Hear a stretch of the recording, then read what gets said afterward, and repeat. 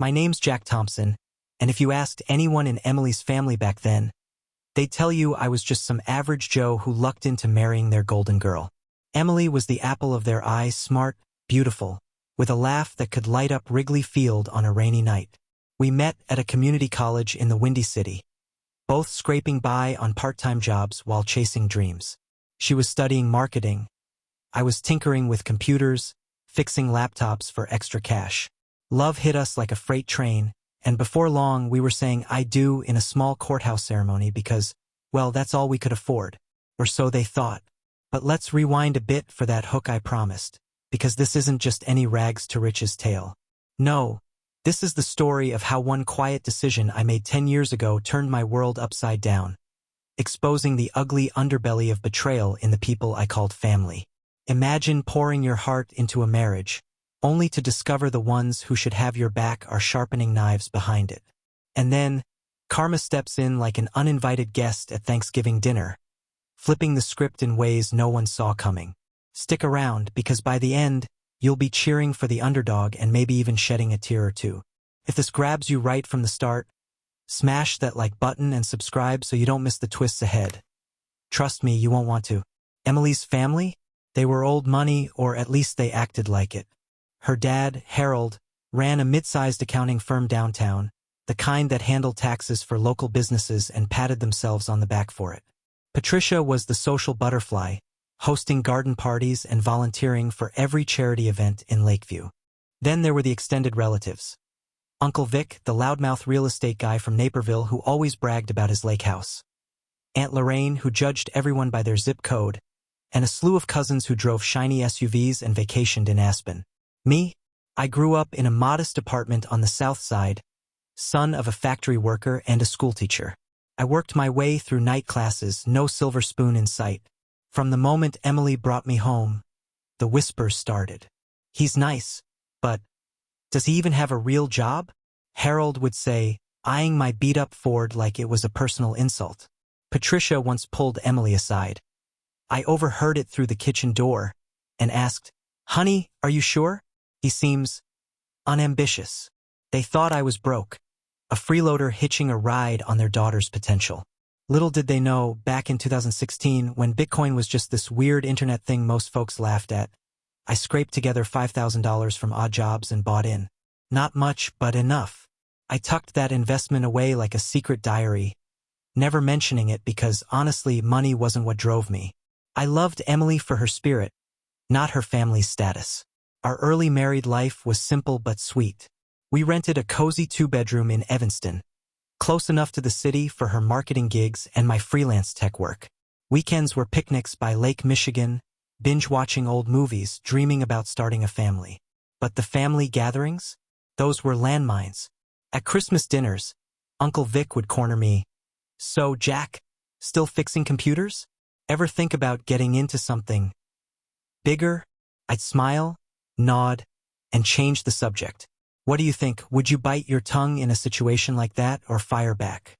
The betrayal simmered slowly, like a pot left on low heat. It started with small things, Patricia forgetting to invite me to family outings, or Harold offering Emily job leads that conveniently excluded me. But then came the big one. About 5 years into our marriage, Emily landed a promotion at her firm, pulling in 6 figures. Suddenly, the family's tune changed, but only toward her. They started pressuring her. "You deserve better, dear. Someone who can keep up." I caught wind of it when Emily came home one night, eyes red from crying. "They think you're holding me back," she confessed. I held her, promised we'd prove them wrong. But deep down, a crack formed. Hey, quick pause. If the story's hitting home or keeping you on the edge of your seat, why not hit subscribe and turn on notifications? More real-life twists like this coming your way, and sharing it with a friend could spark some great conversations. As the years ticked by, my Bitcoin stash grew quietly in the background. By 2021, it had ballooned into millions, then tens of millions as the market exploded. I diversified a bit, some into tech stocks, real estate funds, but kept it all under wraps. Why? Pride, maybe, or fear that revealing it would change how Emily saw me. We were happy in our modest life. Why rock the boat? But the family's disdain festered.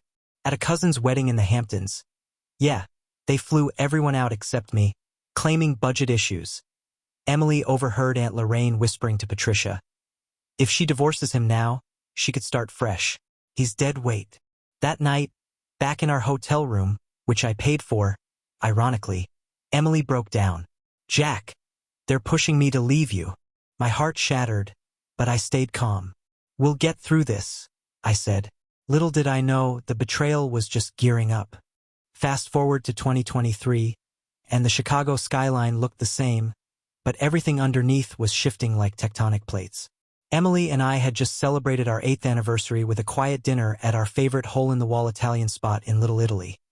Spaghetti carbonara and cheap Chianti, laughing about old times. But the shadow of her family loomed larger than ever. They'd ramped up the pressure, especially after Harold's firm hit a rough patch. Suddenly, they needed family support, which meant leaning on Emily's salary while sidelining me entirely. One evening, as snow blanketed the streets outside our apartment, Emily sat me down. Jack, my parents want us to move in with them. They say it's to help with their mortgage, but I think it's more than that. Her eyes avoided mine, and my gut twisted. I knew what was coming. Turns out, Patricia had been filling her head with doubts. He's not providing, Emily. Think about your future. Betrayal doesn't always come with a bang. Sometimes it's a whisper campaign that erodes trust like waves on a shore. What would you do if your spouse's family was actively trying to sabotage your marriage? Would you confront them head-on, or play the long game? Let me know in the comments. I'd love to hear your thoughts. I chose the long game. Instead of exploding, I suggested we think it over. Meanwhile, my secret portfolio had crossed the $1 billion mark. Yeah, you read that right. That initial $5,000 in Bitcoin, with smart holds and a few timely sells, it had multiplied beyond my wildest dreams. I could have bought the whole block we lived on, but I kept working my tech gigs because normalcy grounded me. Emily knew I had some savings, but not the extent. Hiding it felt like protection now, a shield against their greed. The turning point came at Thanksgiving that year. The family gathered at Harold and Patricia's place in Oak Park, a house full of antique furniture and forced cheer. Uncle Vic was there, droning on about his latest flip. Made a killing on that condo, you should try it, Jack, if you ever save up. I bit my tongue, but then Harold pulled me aside after dinner. Son, he said, puffing on a cigar. Emily's carrying the load here. Maybe it's time to step up or step out. The audacity hit me like a slap. That night, driving home, Emily was quiet. They offered to help me with a lawyer, she murmured. For separation. Betrayal crystallized in that moment. Her own family, plotting to dismantle our life because they saw me as broke, unworthy. But karma? Oh, she was lurking in the wings, sharpening her claws. If you're hooked on this roller coaster of family drama and hidden fortunes, give this a like and share it with someone who's been through something similar. Spreading these stories helps us all feel less alone. The next months were hell. Emily wavered, torn between loyalty to me and the family's poison. We argued more, slept in separate rooms some nights. I considered revealing my wealth then, but anger held me back. Let them dig their grave deeper, I thought. And they did. Aunt Lorraine set Emily up on a business lunch that turned out to be a blind date with some hotshot lawyer from her circle. Emily came home furious, but the seed was planted. Maybe they're right, she said one tearful night. We struggle so much. Struggle? We had a good life, trips to the dunes, cozy holidays. But their narrative won out. By spring 2024, Emily filed for divorce. The papers cited irreconcilable differences, but I knew the real culprit, her family's manipulation. In court docs, they painted me as a financial burden, even though I'd always contributed equally. Heartache doesn't cover it. It was like losing a limb. Divorce proceedings dragged on through that humid Chicago summer, the kind where the heat waves off the pavement and tempers flare. I hired a low-key lawyer, playing the part of the broke ex-husband they expected. Emily's side? They brought in the big guns, funded by Harold's firm. Patricia testified about how I'd leached off their daughter. Uncle Vic chimed in with tales of my lack of ambition. It was a circus, And I sat there, stone-faced, my secret burning a hole in my pocket. But here's where karma enters stage left. During asset discovery, my lawyer casually mentioned my investments. The courtroom went silent as the numbers flashed on the screen. Over $1 billion in assets, traced back to that 2016 Bitcoin buy. Emily's jaw dropped. Patricia gasped like she'd seen a ghost. How? Harold stammered. I leaned forward. I bought in early. Kept it quiet because I wanted love, not money, to define us. The regret hit like a tidal wave.